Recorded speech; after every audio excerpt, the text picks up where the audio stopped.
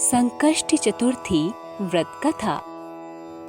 भक्तजनों, संकष्टी चतुर्थी व्रत हर माह भगवान गणेश की विशेष कृपा पाने को किया जाता है। संकष्टी चतुर्थी हर महीने की कृष्ण पक्ष और शुक्ल पक्ष की चतुर्थी तिथि को मनाई जाती है। पूर्णिमा के बाद आने वाली चतुर्थी को संकष्टी चतुर्थी कहते हैं और अमावस्या के बाद आने वाली चतुर्थी को विनायक चतुर्थी कहा जाता है। स्नान के बाद गणपति जी की पूजा की शुरुआत करें। गणपति जी की मूर्ति को फूलों से अच्छी तरह से सजा लें। पूजा में तिल, गुड़, लड्डू, फूल, तांबे के कलश में पानी, धूप, चंदन, प्रसाद के तौर पर केला या नारियल रखें। शाम को चंद्रमा निकलने से पहले गणपति जी की पूजा करें और संकष्टी व्रत कथा का पाठ करें। संकष्टी व्रत कथा। एक समय की बात है कि विष्णु भगवान का विवाह लक्ष्मी जी के साथ निश्चित हो गया। सभी देवताओं को निमंत्रण भेजे गए, परंतु गणेश जी को निमंत्रण नहीं दिया गया। अब भगवान विष्णु की बारात जाने का समय आ गया। सभी देवता विवाह समारोह में आए। सबने देखा कि गणेश जी कहीं दिखाई नहीं दे रहे हैं। तब वे आपस में चर्चा करने लगे कि क्या गणेश जी को नहीं न्योता है या स्वयं गणेश जी ही नहीं आए हैं। तभी सबने विचार किया कि विष्णु भगवान से ही इसका कारण पूछा जाए। विष्णु भगवान से पूछने पर उन्होंने कहा कि हमने गणेश जी के पिता भोलेनाथ महादेव को न्योता भेजा है। यदि गणेश जी अपने पिता के साथ आना चाहते तो आ जाते। अलग से न्योता देने की कोई भी आवश्यकता नहीं थी।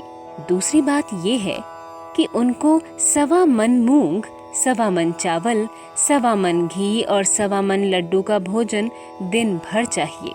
यदि गणेश जी नहीं आएंगे तो कोई बात नहीं। दूसरे के घर जाकर इतना सारा खाना पीना अच्छा भी नहीं लगता। किसी एक ने सुझाव दिया, यदि गणेश जी भी आ जाएं, तो उनको द्वारपाल बनाकर बैठा देंगे कि आप घर की याद रखना। आप तो चूहे पर बैठकर धीरे धीरे चलोगे तो बारात से बहुत पीछे रह जाओगे। ये सुझाव भी सबको पसंद आया, तो विष्णु भगवान ने भी अपनी सहमति दे दी। इतने में गणेश जी आ पहुँचे और उन्हें समझा बुझाकर घर की रखवाली करने बैठा दिया गया। बारात चल दी। तब नारद जी ने देखा कि गणेश जी तो दरवाजे पर ही बैठे हुए हैं, तो वे गणेश जी के पास गए और रुकने का कारण पूछा। गणेश जी कहने लगे कि विष्णु भगवान ने मेरा अपमान किया है।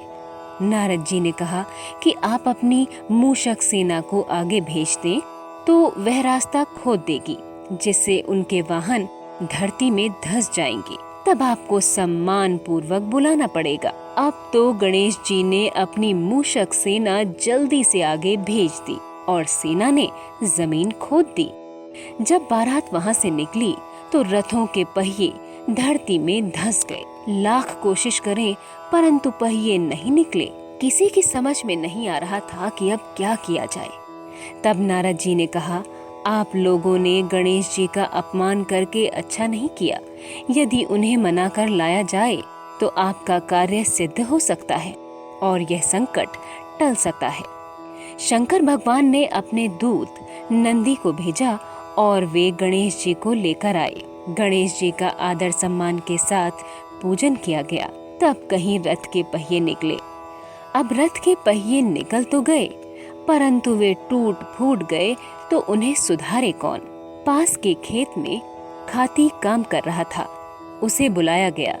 खाती अपना कार्य करने के पहले श्री गणेशाय नमः कहकर गणेश जी की वंदना मन ही मन करने लगा। देखते ही देखते खाती ने सभी पहियों को ठीक कर दिया।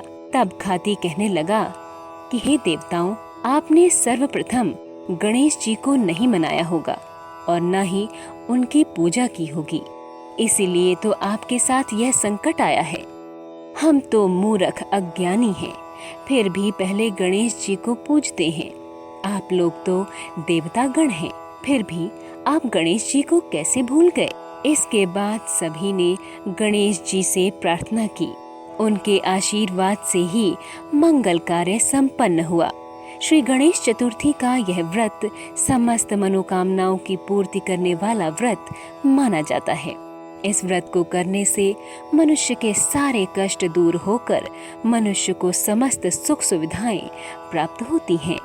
बोलो गजानन भगवान की जय।